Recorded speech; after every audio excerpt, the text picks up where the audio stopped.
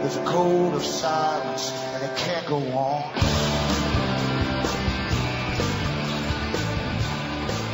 Hi folks, I'm Alan Watt, and this is Cutting Through the Matrix on February the 10th, 2012. For newcomers, look into the website cuttingthroughthematrix.com, and it should help you to put the pieces together that comprises a big picture of the New World Order, as we think it's called. It's always a New World Order because there's always a new world in different parts of them, two different stages of the New World Order coming into view all the time. Some have passed, others have still to come.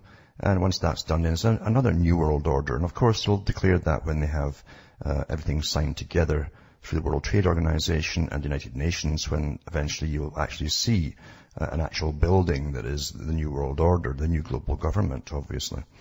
So we're living through a planned society, planned stages of this big society to going back 100 years or more, where they first started to publish their goals. And these were begun by big international banking boys who formed their clubs and who eventually took the name of the Royal Institute of International Affairs and the Council on Foreign Relations. They also have the Trilateral Commission as well, and many, many others. But the fact is, they plan to take over the world's resources and amalgamate countries together into a unified Europe, exactly the same as Karl Marx talked about in the 1800s, a unified Americas, and in the Far Eastern Rim eventually. The European Union would extend way beyond Europe, ultimately to encompass, they hope, eventually even China.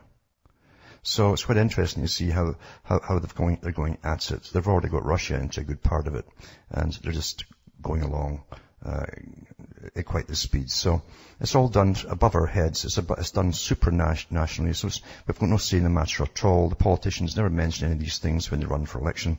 And of course, the public are quite content, it seems, to have the politicians just do these things. And we're trained, of course, that it's none of our business, really. Leave it to the experts. And all the trouble we're going through today is to do with the fallout, the necessary fallout, they call it, of the catastrophes, homelessness, losing your homes, all this kind of thing, sharing your wealth across the world, obviously means deprivation back home, things like that. That just has to be that way, they say, to bring in this world order. So it's much different society and system than the one you're taught and trained about at school when you get dates and battles and famous generals and all that nonsense. That's all it is, truly is nonsense. That's not history. The boys who got the history went to special universities, the Ivy League universities, and they had access to incredible libraries, the likes of which the red brick universities never ever had access to at all. Anyway, all of this stuff is explained at cuttingthroughthematrix.com, hundreds and hundreds of audios for free download. And remember too, you are the audience that bring me to you. You can help me keep just ticking along here by buying the books and discs at cuttingthroughthematrix.com. Remember all those sites listed there too, the official sites. They have transcripts for print up as well of a lot of the talks, and go into Alan Watt Sentinel.eu for transcripts in other languages. To order from the US to Canada, you can use a personal check or an international postal money order, or you can send cash, and some people use PayPal as well. Across the world, Western Union, MoneyGram, and PayPal.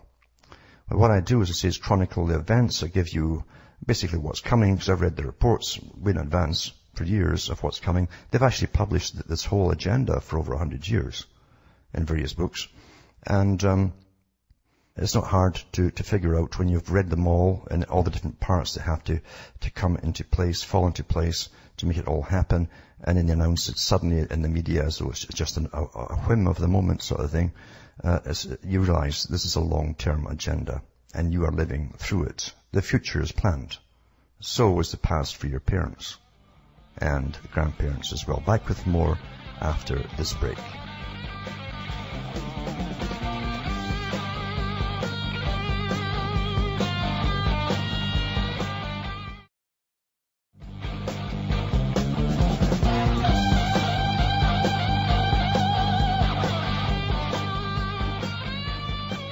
Hi folks, I'm back in Cutting Through the Matrix. As I say, we grew up in this system, given the most basic education, if you want to call it education at all. And it's not left up to individual schools what to teach. You have and not even up to the nation for that matter too. Everything really, all curriculums come down ultimately from the United Nations. Everything's standardized in this system. Sometimes they'll tweak it a bit here and tweak it a bit there for different countries, cultures, but basically it's all the same stuff we're being taught because we're all prepared generation by generation to get ready for a global governance system. And everyone gets taught the same propaganda, because that's what education really is, propaganda, indoctrination. And as Jacques Ellul says, it's most important to get this basic education to allow subsequent propaganda to take effectively on you. Now, the article came out the other day too, or a few days ago. It says the internet has become the most significant vehicle in promoting extremism, according to a report released by the Home Affairs Committee. That's like the government of Britain, basically, Home Affairs Committee. The report says the internet has become a fertile breeding ground for terror and is more involved in radicalization than prisons, universities or places of worship. This is all to do with censorship, of course. Members of Parliament spoke to radical cleric Abu Hamza, who said British foreign policy was a key factor in pushing young Muslims to radicalization. And it's true, you know, the whole Middle East and all these countries over there, they've never had peace for over 100 years, well over 100 years, almost 200 years by Britain especially. Having wars with them, taking them over, running them for a while, putting front men and their own guys in charge to get all the oil out, and then overthrows come, and then the British aren't too happy about it, and you have wars that go on again until they're down on their knees once more. And that's what we're seeing back and forth all the time with that whole area. And of course you radicalize Muslims because here's people from way across the sea coming over to bomb you all the time. That kind of radicalizes those who are left, who see their own folks getting blown up. Even the MI6 admitted that at the beginning in 9/11. Says if we put out all these fake extremist sites to attract Muslims into them in Britain, to find out who might be attracted into it, and they were actually setting up these sites, just like the CIA does, and Canada's done it too, and admitted that they did it. Then of course you're going to radicalize certain folk who are not too happy about it. So now it says here, the committee's report said internet service providers should be more active in monitoring sites they host, and that government should work with them to develop a code of practice. Now, here's your code, all your laws. They can't say this, they can't say that, etc., etc., etc. That's what it's all about. Censorship. A 9-month inquiry found the internet was now one of the few unregulated spaces where radicalization is able to take place. But it added that a sense of grievance is key and direct personal contact with radicals a significant factor. The government's counter-terrorism strategy should show that the British state is not antithetical to Islam, the committee said, even though they've often said Islam's the problem. It says Keith Vaz, its chairman, said the conviction last week of 4 men from London and Cardiff, radicalized over the internet for a plot to bomb the London Stock Exchange and launch a Mumbai-style atrocity on the streets of London, shows that we cannot let our vigilance slip. More resources need to be directed to these threats and to preventing radicalization through the internet and in private spaces. These are the fertile breeding grounds for terrorism. I think really the fertile breeding grounds are governments. If they stop going and blowing up other countries, nobody would be getting radicalized. You know, it's obvious, isn't it? A Home Office spokesman said prevent the counter-radicalization strategy is they call it as prevent. Is an integral part of our counter-terrorism strategy and aims to stop people from becoming terrorists or supporting terrorism. The new prevent strategy challenges extremist ideology, helps protect institutions from extremists, and tackles the radicalization of vulnerable people. Above all, it tackles the threat from homegrown terrorism on and offline. So they're working with the police and internet service providers to take internet hate off the web. Now, what's hate? You can expand hate into anything you want, and they will, of course, they will. They're already talking about anti-government groups, anti-government. And of course, that would mean that if you could criticize anything about government, you're anti-government. That's how they did it in the Soviet Union. That's where the term came from, anti-government. They used that. And that would mean that the opposition party is really anti-government, obviously, since they're always criticizing their policies. So things are going ahead the way it's supposed to go, because eventually they always wanted to do this and censor the internet, and that's what they're doing. Now, Again, getting back to the big foundations that really run the world, along with the big corporations and the massive banking systems that they have. They all work together, of course, and actually they all belong to the same one group, ultimately. It says trust, they call it a trust instead of a foundation, it's the same thing. Calls for a new code of conduct for journalists, you see. A new report published today by the Carnegie UK Trust, they've got it in the US as well, of course, says tougher regulation is needed, but it won't be enough on its own to restore trust and strengthen the supply of good journalism. The report, Better Journalism in the Digital Age, also says a new regulatory framework, that's new rules, regulations and all this, for the press is needed, one that is independent of both government and the newspaper industry. The system should be voluntary, but with very strong incentives for joining. You can interpret that whichever way you want. Only participating news outlets would obtain the benefits of press accreditation and recognition. So, in other words, if they don't think you're being playing the game, playing ball with the boys, you see. If you're not playing ball with them, you won't get your cards and all the rest of it, and you won't get accreditation and recognition. Arrangements which give journalists privileged access and facilities at important places and events. Well, they never tell us the truth at these events because they've all sworn not to. Like the CFR and the Rockefeller meetings and the Bilderberger meetings. But the report stresses that stronger or smarter regulation is only one of a number of levers needed to secure better journalism.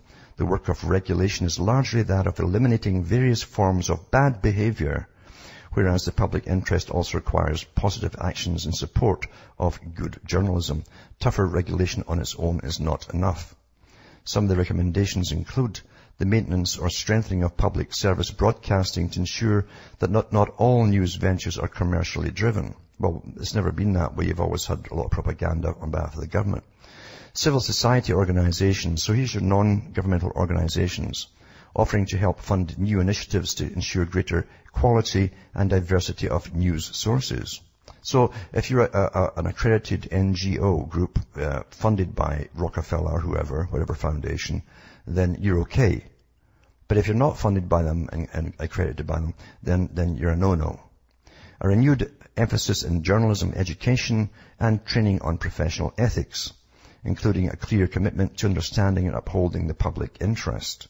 Meaning, you can reinterpret all of this to say upholding the public's dope, basically, or soma, because we really are kept in the dark at the bottom. We're supposed to be in the dark. Extending the availability and take-up of high-speed broadband to enable universal access to a wide range of digital news. This is the stuff they want you to get, the mainstream. Industry regulators, universities, civil society organizations, and the news media should encourage more public debate around media ethics and behavior. The report author Blair Jenkins, former head of news and content or current affairs at both BBC Scotland and STV, chair of the Scottish Broadcasting Commission, and now a Carnegie Fellow, that means he's a higher initiate now, says the public should have higher expectations of journalists and journalists should have higher expectations of themselves. It's based on trust, he says, and integrity, and that needs to be reflected in a new industry-wide code of conduct.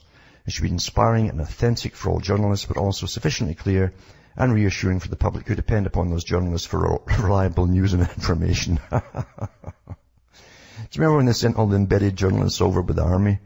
Yeah. They would never dare say anything negative whatsoever. And they didn't.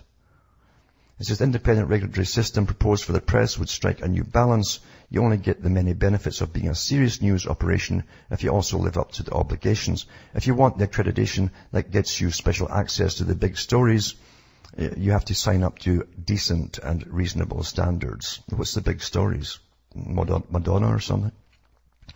The report will be forwarded as a formal submission to the Leveson inquiry. They always have inquiries in Britain before they pass all the laws. They know what they're going to do before they have inquiry, but it's all judges that have retired. They pull out there for a few months and give them a few £1 million, you know. Carnegie Youth Trust Chief Executive Martin Evans says the future role of the media is a central part of the work of the trust. So it goes on and on and on about how they have to, regulate it and all, etc., etc., etc., and yada yada. And play ball and you get your ticket. If you don't play ball and see the truth, then you'll be in trouble, obviously. Now, Zbigniew Brzezinski, who's a geostrategist in geopolitics, and who helped set off the whole Muslim Al-Qaeda idea when the Russians invaded Afghanistan. And I've put the link up a few times. You see a younger Brzezinski radicalizing them, standing in front of the guys in Afghanistan, telling them that there's a holy war, it's a cause, and they should fight the Russians. So he plays all sides, of course, because he plays geopolitics. It's like a chess game. You use one pawn, and then you flatten it and or get rid of it altogether and get another one in. They have no friends whatsoever, believe you me. It says, anyway, his just published book is Strategic Vision, America and the Crisis of Global Power. He spoke on Friday with Global Viewpoint Network editor Nathan Gardels. It says, Nathan Gardels, the core of your strategic vision for the future is of a larger West comprised of democratic powers that accommodates China. Yet the West, starting with the US, is in a period of political decay, it says here. You wouldn't think it with the money we're spending, eh? Back with more on this after this break.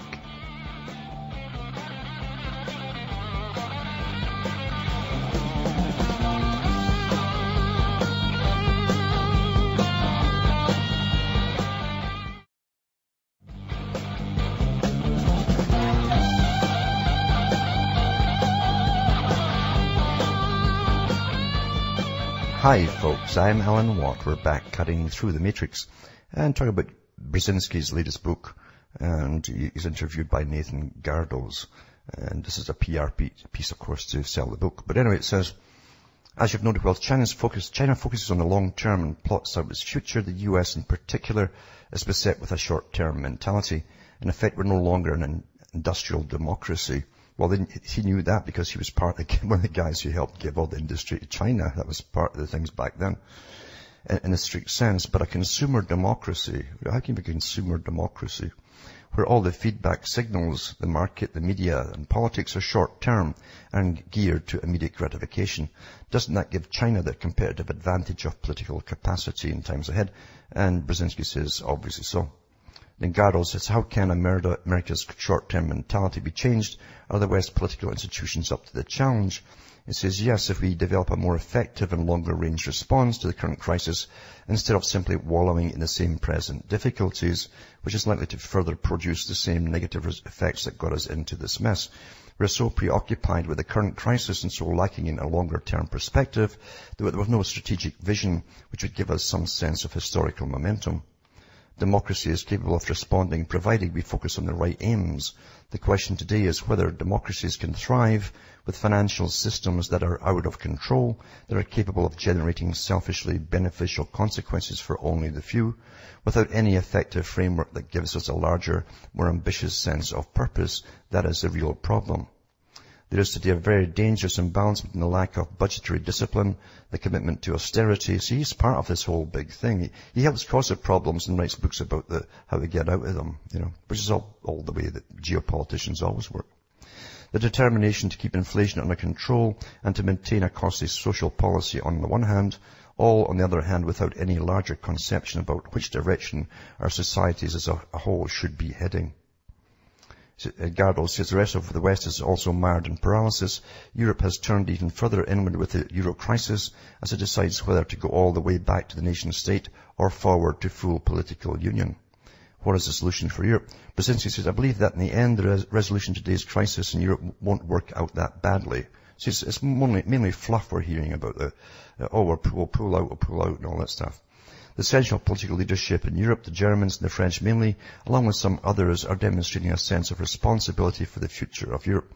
They're increasingly determined to shape a political framework which will supplant what Europe has been lately, namely a financial union for some and a politically loose community for all.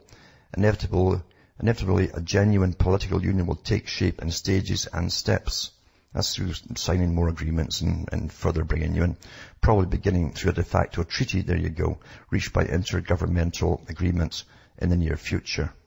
So a two-speed Europe. So they're so clever. Some folk think you're already pulling out of it, but you're not at all. You're just going out slower. You're in a lower gear, basically. It says a two-speed Europe. America's doing the same thing, by the way, with Canada.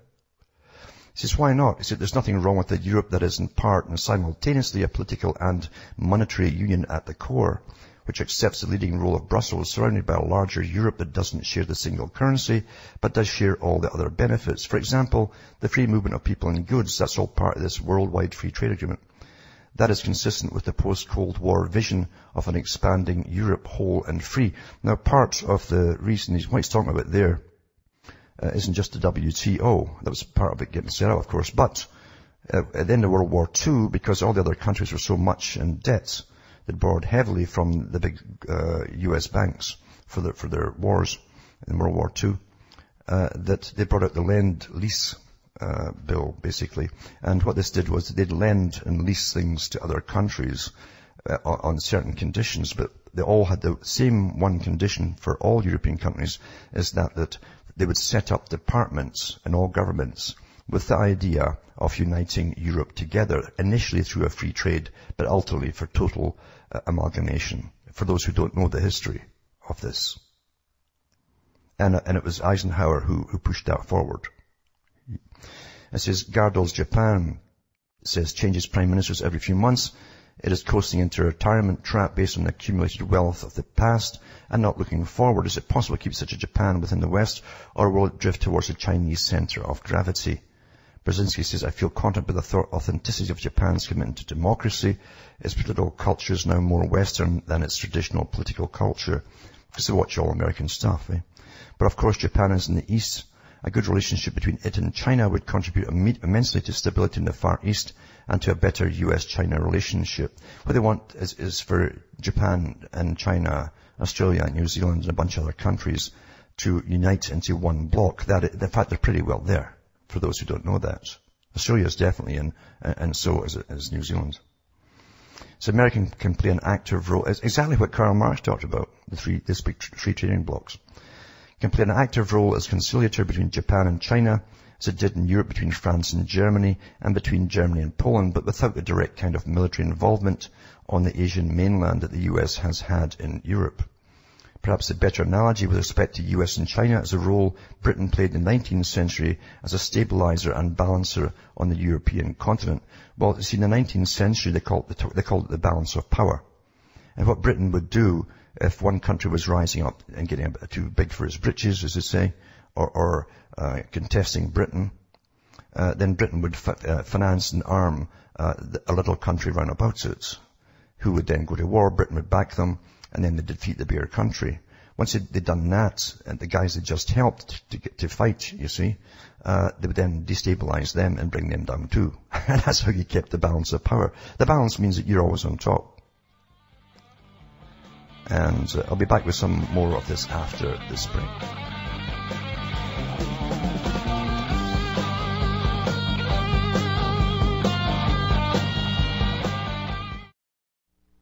You're listening to the Republic Broadcasting Network, because you can handle the truth.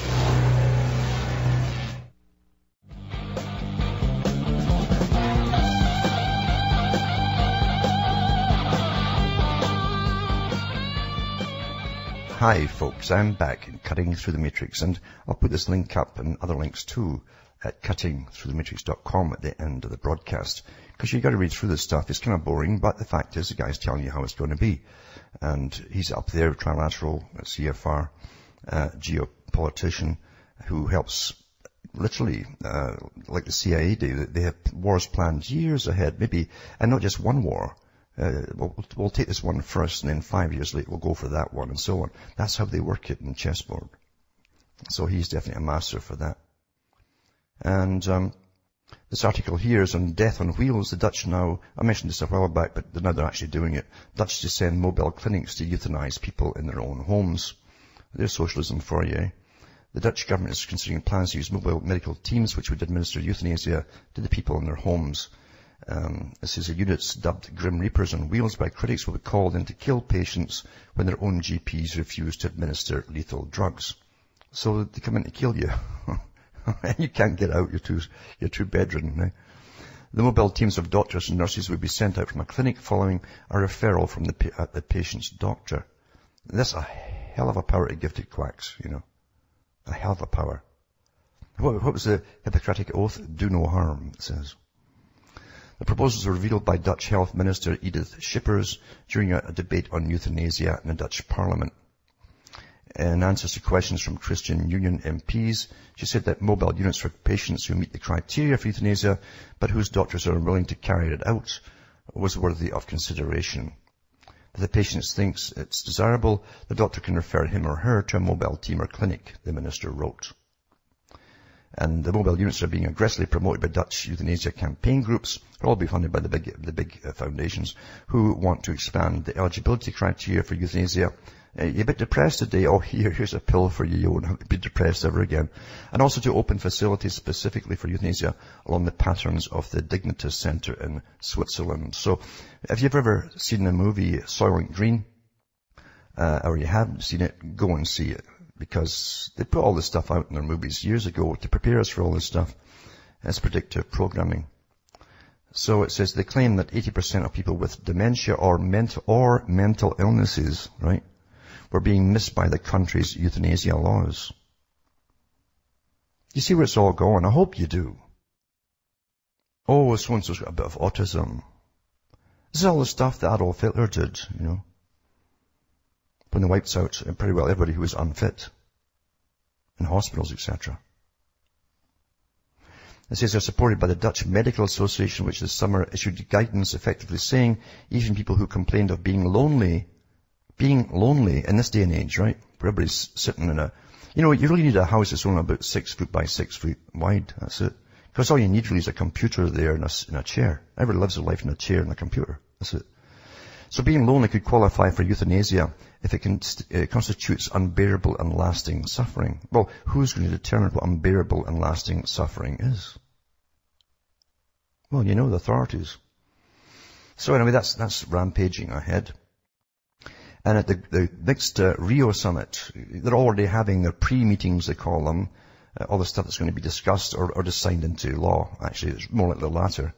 That's what they always do. They're going to, remember I mentioned they're going to go for your energy units and what it costs for this and costs for that. You have to pay it all yourself.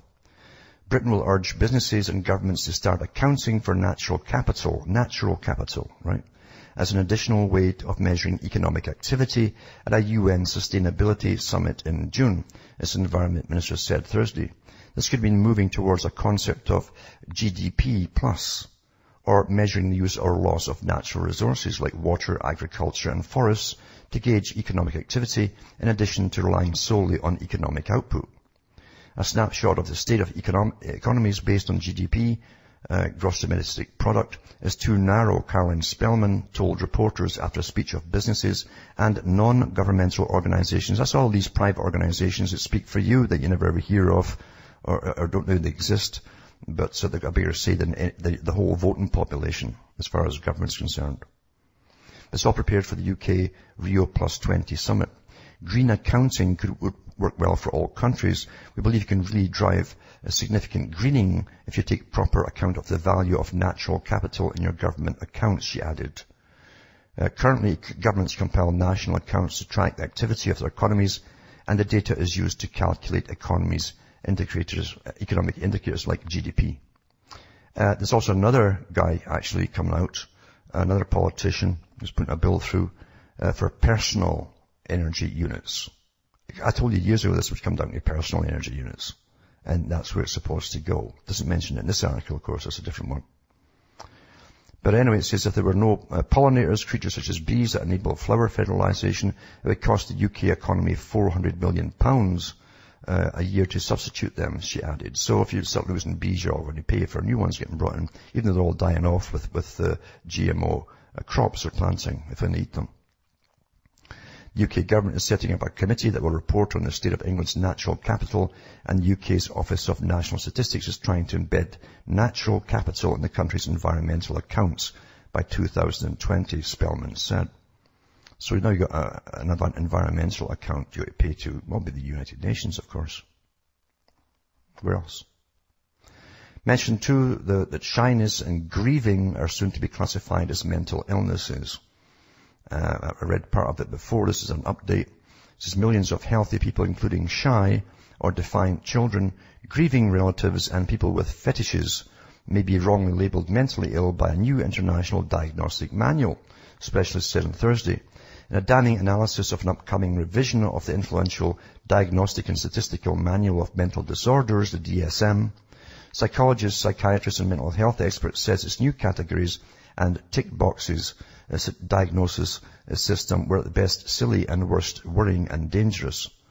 Some diagnoses for conditions like oppositional defiant disorder and apathy syndrome risk devaluing the seriousness of mental illness and medicalizing behaviors most people would consider normal or just mildly eccentric, the experts said.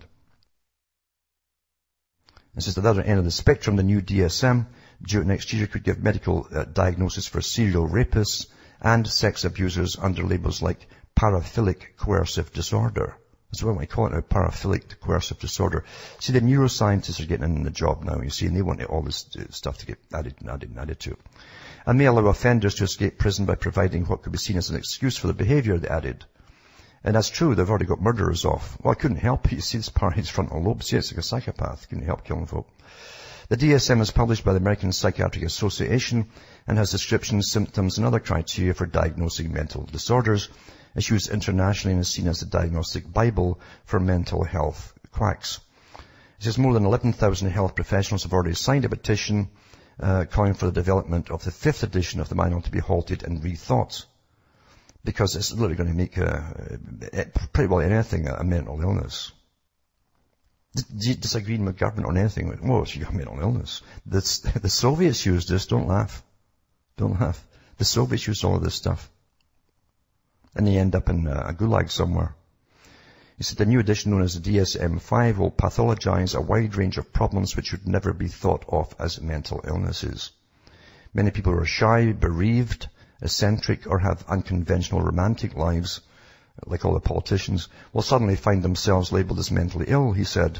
It's not humane, it's not scientific, and it won't help decide what help a person needs. And it says Simon Wesley of the Institute of Psychiatry, King's College London, said a look back at history should make health experts ask themselves, do we need all these labels?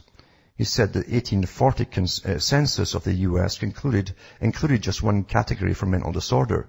But by 1917, the APA was already recognizing 59. That rose to 128 in 1959, to 227 in 1980, and again around 350 disorders in the fastest revisions of the DSM in 1994 and 2000. So, it says here, they're radically and recklessly expanding the boundaries of psychiatry and result in the medicalization of normality, individual difference, and criminality. Well, you see, you got to fit in. There can be no individual difference in this society. They want us all to be mass-minded, remember. The UN has said that the individual is the biggest enemy to the peaceful world state. This is all Soviet stuff. They tried all this in the Soviet Union. Thousands and millions even just disappeared. Never to be seen again. With crazy diagnoses. As an unintended consequence, he says, an emailed comment, many millions of people will get inappropriate diagnoses and treatments, and already scarce funds would be wasted on giving drugs to people who don't need them and may be harmed by them. Remember, big pharma, I'm talking about psychiatry drugs, they have to be a big part of this new world order. Every top writer that gave us a hint of what was coming always said that pharma would be involved to drug the public, the whole public, all of us. So I'll put that link up tonight as well. And here's talking about loneliness too. It might get you killed. This is Britain's version of it. Loneliness is worse than smoking, says number 10 advisor David Halpern. Now this is about behavior modification. They have these big teams now in government for behavior modification. And here's how they're trying to con pensioners not to retire so that the government can snatch your pension, then you die hopefully when you're working. This is the whole idea, getting your cash off you, and without you claiming any. Being lonely in an old age will propel you to the grave more quickly than smoking, a senior Downing Street advisor said as part of an effort to encourage people to retire later. David Halpern, the director of number 10, their behavioral insight team, its behavior modification, said not having someone with whom to share problems was one of the most significant lifestyle factors affecting mortality. Dubbed the nudge unit, that's like Sunstein again, the nudge unit, and they nudge you along into the way you're supposed to think and behave, right? Halpern's team was set up to develop ways to push people gently, just like you're getting pushed on the neck with your nudges there, into changing behavior modification, rather than more draconian government interventions like you will slave till you drop. Halpern was picked by Prime Minister David Cameron as one of 6 experts joining him at a summit of Nordic and Baltic states, where one topic was how to ensure more workers delayed their retirement.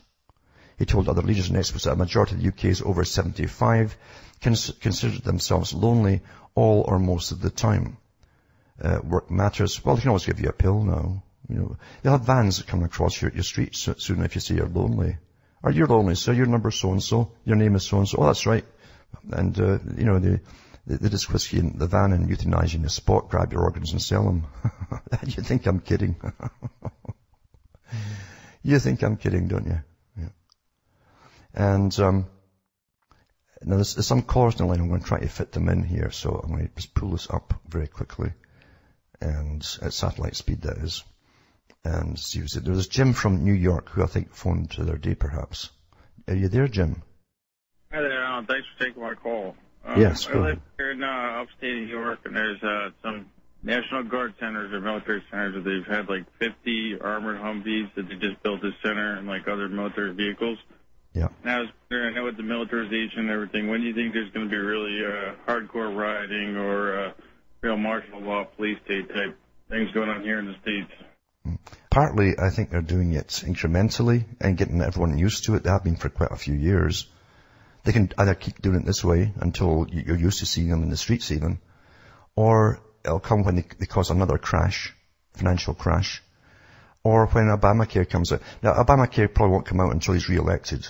They have him slated for a second term here, so, but the stuff you read about Obamacare is going to be slashing to the core, the bone, the complete healthcare system. And that's good. And it's going to slash to welfare. Big time. And so, whenever the folk, can't keep up, as the welfare is cut back, as prices go up, everything is going up in the food stores, has been for years now, very fast, because the Federal Reserve says they're using a 10-year plan for inflation, gradually inflating, the dollar, which means that your purchasing power is less and less. It buys less. So, it'll depend, if they do that in one big burst or to spread it over a few years. But I think that's when it'll happen. Those at the bottom will riot first, because, just like Britain, because, your basics, just your basics to live are getting out of your reach now. I mean, there's people freezing in Britain as we speak who are on pensions and so on because they can't afford the fuel. They have houses, but they can't afford fuel. And we accept this every year now, 25,000, 30,000, 40,000. It doesn't matter. We're getting taught to accept this as normal. America still has to go through this phase. And it's going to get pushed through it now, yeah. And from Hamish myself from Ontario, Canada, it's good night to me, your God, or your gods go with you.